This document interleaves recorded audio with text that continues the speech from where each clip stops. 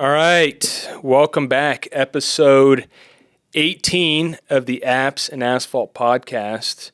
We got Mr. Zachy. What's up, guys? We got yours truly, Mr. Hayden. So today we're going to dive into a topic. I don't know if you guys have seen the news lately, but Silicon Valley Bank just essentially collapsed. I'm going to give you guys kind of a brief synopsis for those of you who don't know. For us, like in the tech industry, for Spot On Site particularly, it kind of affects us a lot. Not necessarily directly, but our industry.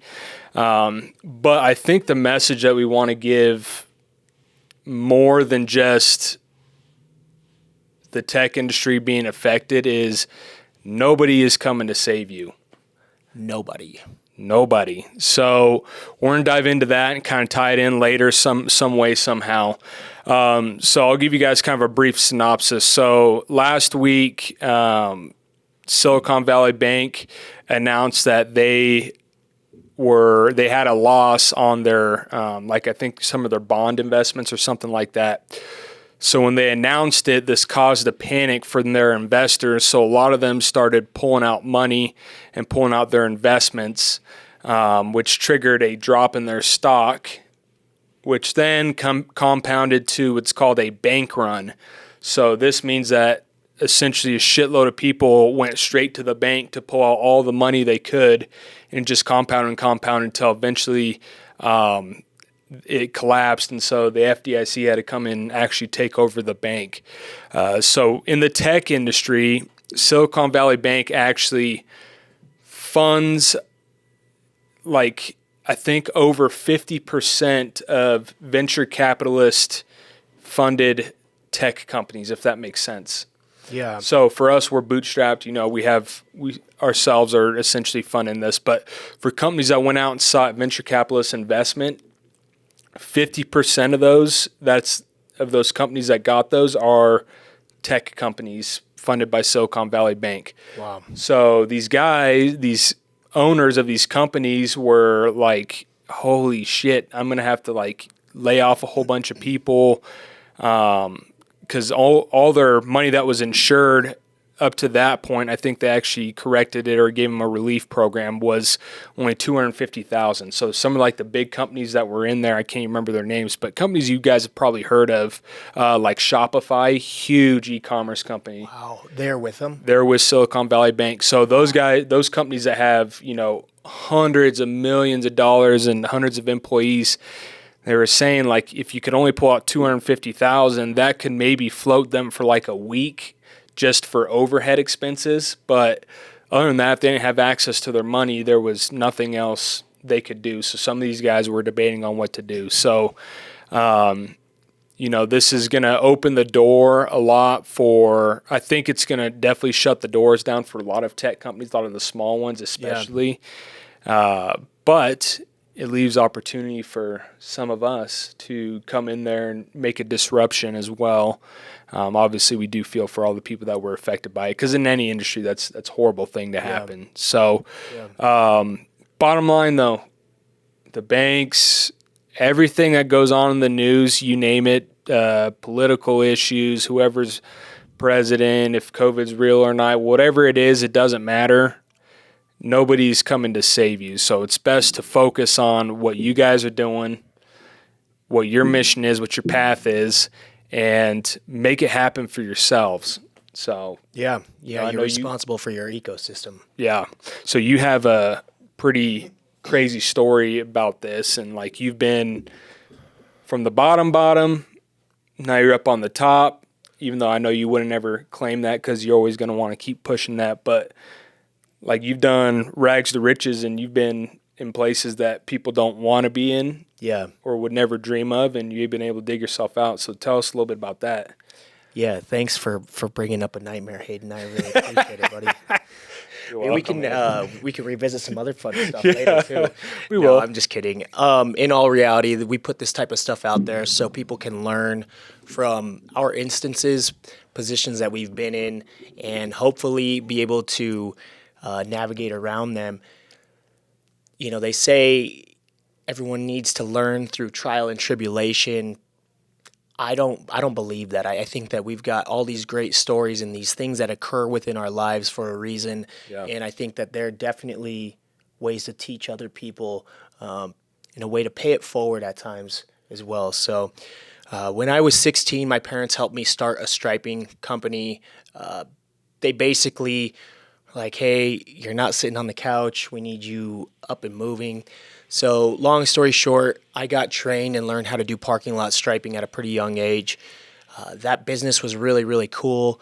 I was bringing friends along to paint with me after schools and on the weekends and paying them cash. And so it was a quick way for them to make money.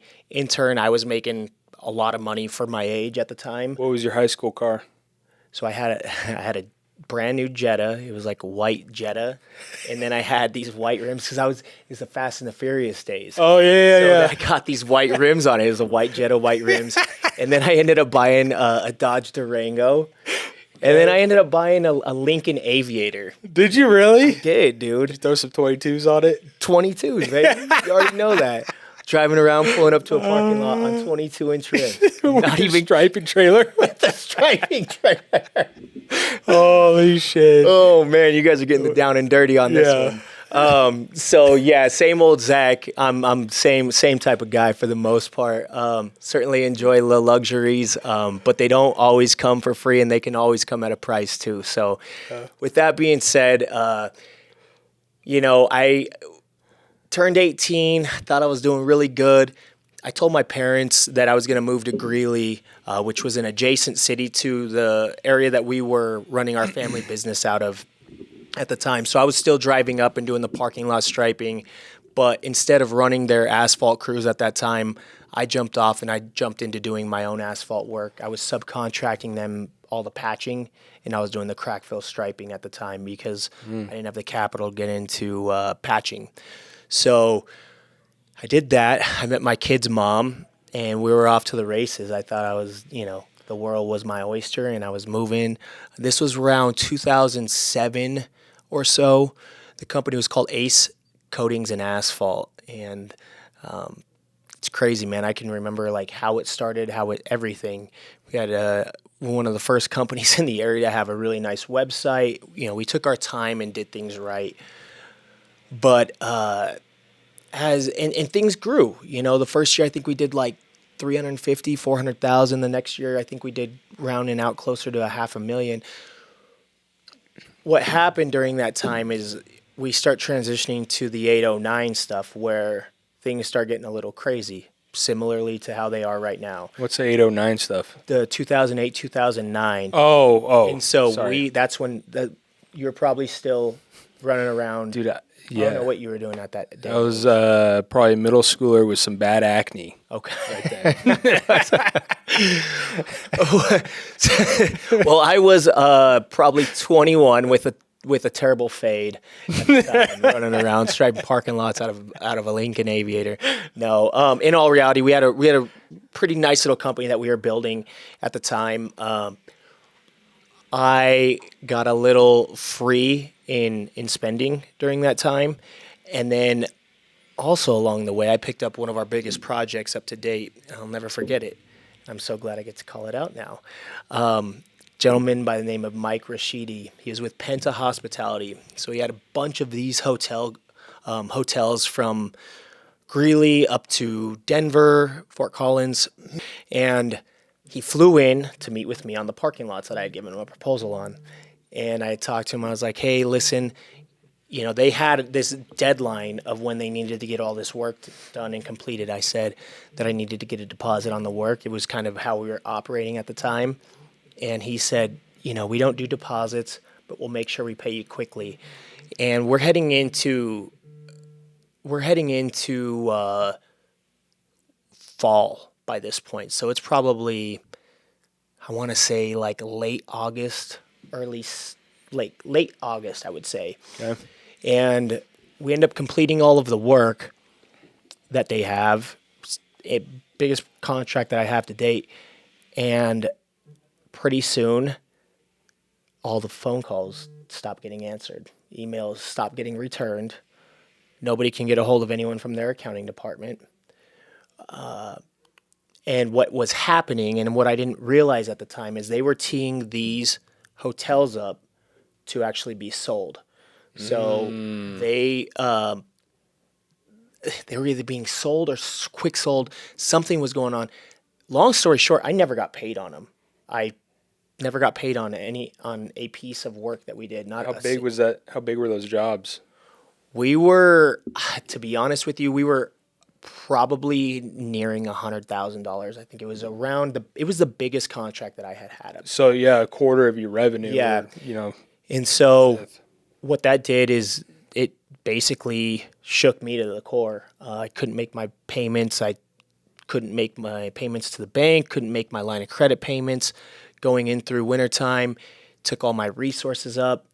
I had a little bit of money left and tried to keep the business floating with it, but getting through wintertime and then back into springtime was even more clunky than it was before. So it ended up ultimately having me file bankruptcy. So there was nobody there to save me, not my mom, not my dad, not that they couldn't have, not that they wouldn't, but we're also to the point now where, I'm an adult. I need to be able to do some of this stuff on my own without being saved. And so I've been to the bottom, the very, very, very bottom. Yeah, that's crazy. So you hit the bottom. How'd you start digging yourself back up? What was the other side of that story? Yeah. Let's talk about that. To skip through some of the clunkiness there for like the next year or so, basically I kept trying to work my company through deposits and just cash flow. It just wasn't working. I had employees that were living with me. It was a disaster. It was not a very fun time at all. The way I picked myself up and started digging myself out was ended up taking a position with a company. Luckily, it was with a larger company that had acquired my mom and dad's business. I ended up kind of just letting things go by the wayside, filed bankruptcy.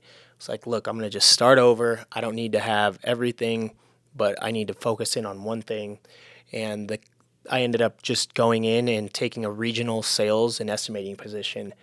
And that was incredible. And like from there, I was able to start taking baby steps again, start regaining some confidence, because you lose everything at that point when you're just deflated. Yeah. You don't feel like your worth is there. You don't know if you believe in yourself anymore. You don't know if other people believe in you. And really, it gets to the point where you got to start to get a little fire back in you somewhere, shape or form. And, I heard some of the remarks that were made about me, and you kind of hang on to those. At least I did. And I'm like, you know what? I can turn this around. Like, I know I can turn this around. Maybe it's not owning a business, but I'm going to be the best salesman around here. I'm going to kill it. And I did. We went through, I sold a goal the first million, sell 1 million, sold 2 million the first year. Second year, sell 2 million, I sold 4 million. So it was a really quick way to like just gain traction. Yeah, get back up to speed. And gain, those little wins again. So. Yeah. I mean, that's a great lesson for everybody. Like when your back's against the wall and like you're just kicked down and beat down, that's the time to either make a huge shift in your life, whether it's what you're doing, whether it's a new opportunity, whether it's your mindset, to start building back up, man. There's so many people that I think get kicked down super low and they roll over and die. And that's when their life goes to shit. They start losing their family, their kids. They start abusing substances. I mean, things that you can easily turn into because you acquire and obtain the victim mentality is probably the norm nowadays versus, fighting back against whatever you have, even the huge monster that you think is going to be the Goliath that you have to go fight. Yeah. It's crazy that it's really just a decision you have to make, but you have to be okay with, I think, the rebuilding of the process too, because that took you. It wasn't instant that you got back up to where you're at. I mean, no, man, it takes time. It's like brick by brick along the way. Essentially, you have to put one foot in front of the next foot. I couldn't buy a house, so I had to go rent a place, and I had to find a place that I could rent that would allow somebody who just filed bankruptcy Yep. to rent from.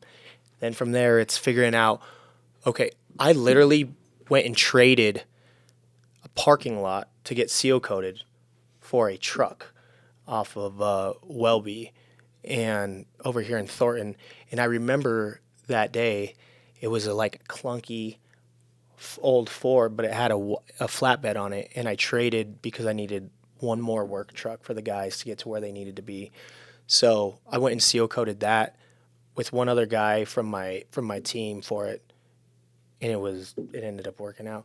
You know, you got to just, if you put the work in, God will meet you halfway. Yeah. But you got to put the work in. Yep. If you don't put the work in, you're wishing and hoping for a divine intervention that just doesn't come. Yeah.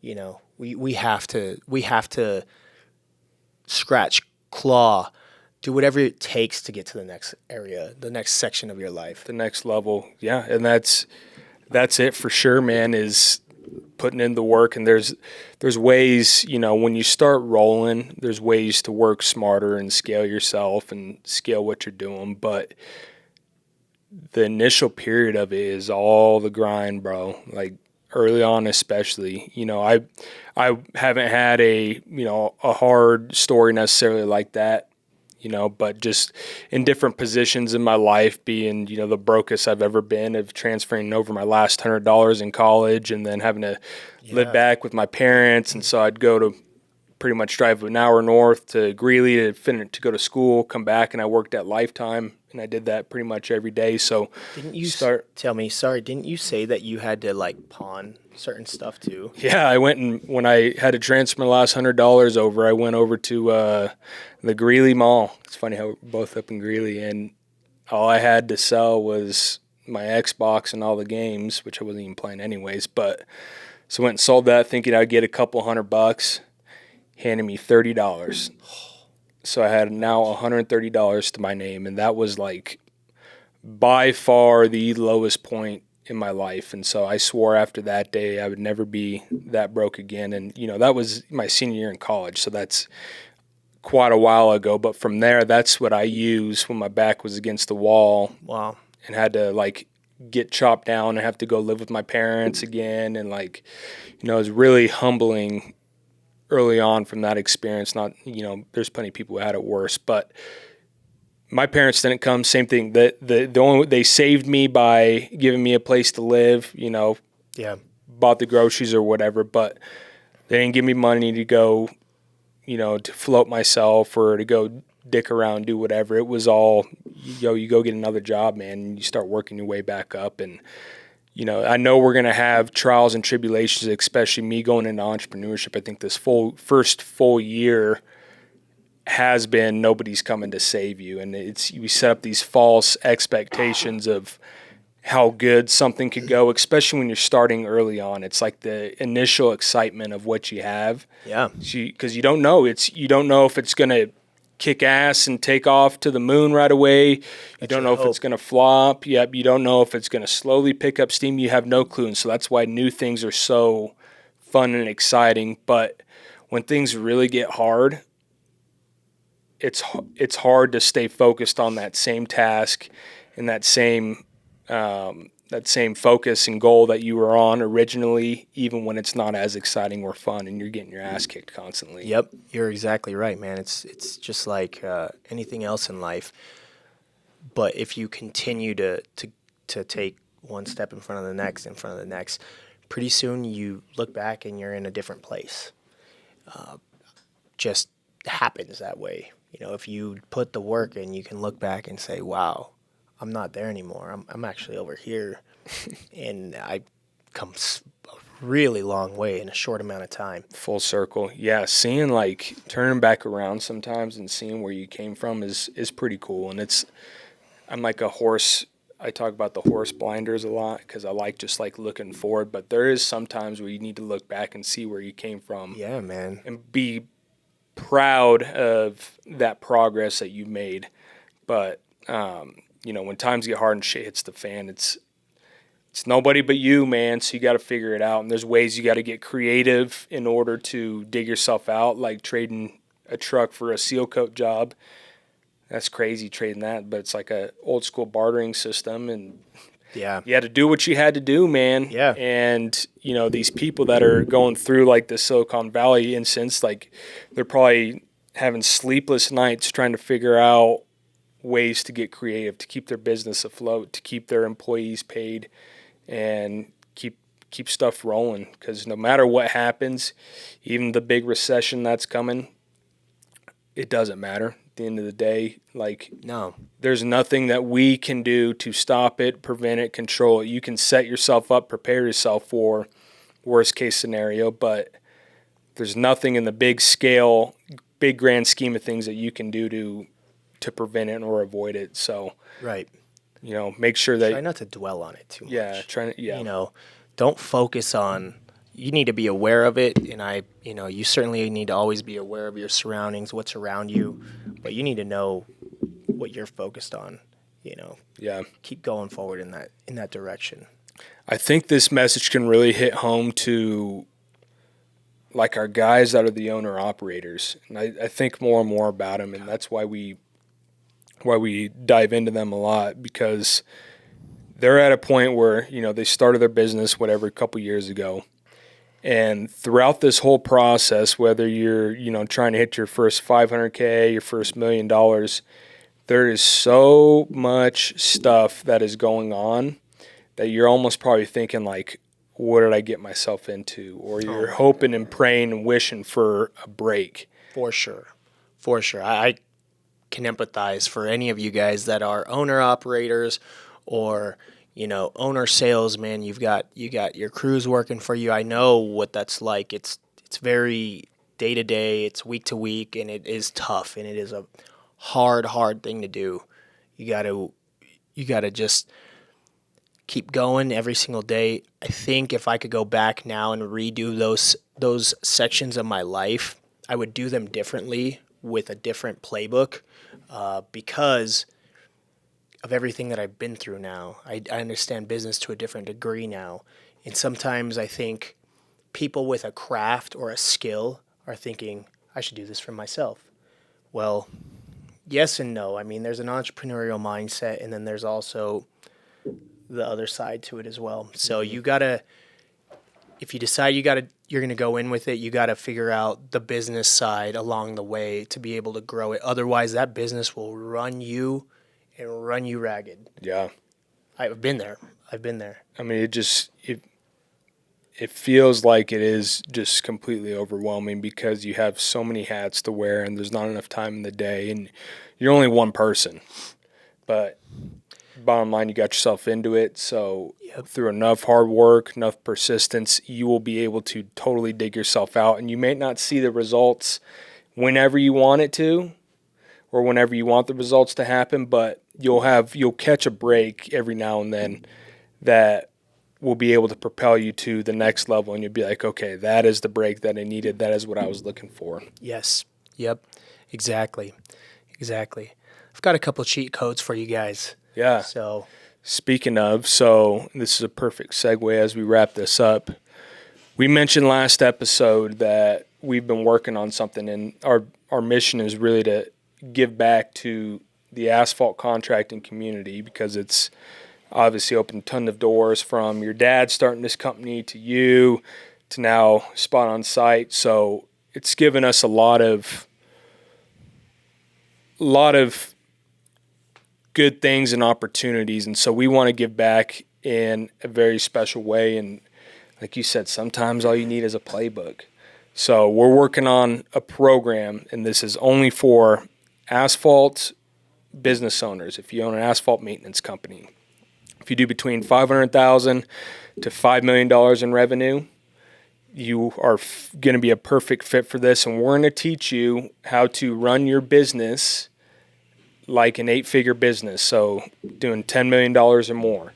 And we're going to essentially show you how MPP has been able to do that. Like you mentioned earlier, you wish you had the knowledge to go back to where I was, where you were with the knowledge you have now, we want to help kind of expedite that process for you guys and start preparing yourself. And, you're not going to we're not guaranteeing that there'll be an 8-figure business by the end of this year, but we can definitely help expedite it and set yourself up so you guys are not playing reactive like we did and had to figure it out on your own. We want to kind of pave the way for you guys so you guys can live better lives, actually spend time with your friends and family, not be stressed out of your mind, and just enjoy the industry because it's given us so much. I get it. Everybody in here in this industry has started into it for a reason. A lot of it is, it could be money, wealth, freedom. It could be just the passion for the detail and the work.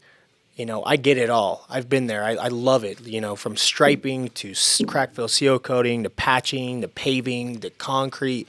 I love it. It's just part of who I am in my DNA. But to make that dream come to reality, you can either take the long way or you can take the short way. And there is no shortcut, but this is absolutely a shorter route. So we're going to put together budgets, costing, crew costing, material, all the little things that I forgot as a young business owner, all of the things that we needed moving forward to really set us up to hit the next level in ownership and in management. So looking forward to sharing some of that stuff with you guys. Yeah. Why don't you go ahead and close us out because it looks like our camera died or something. So with that being said, we are super fortunate to share this with you guys. We're going to wrap up and conclude the 18th episode of Apps and Asphalt. Yeah. We'll see you guys soon. Stay tuned for that, the program that we're about to launch, and we're going to launch it on April 1st, or at least start marketing for it. So it's going to be fun. It's going to be exclusive, 20 companies only. So if you guys are interested, let us know for sure. All right. All right, episode 18, Apps and Asphalt. Thank you, guys. Let's go.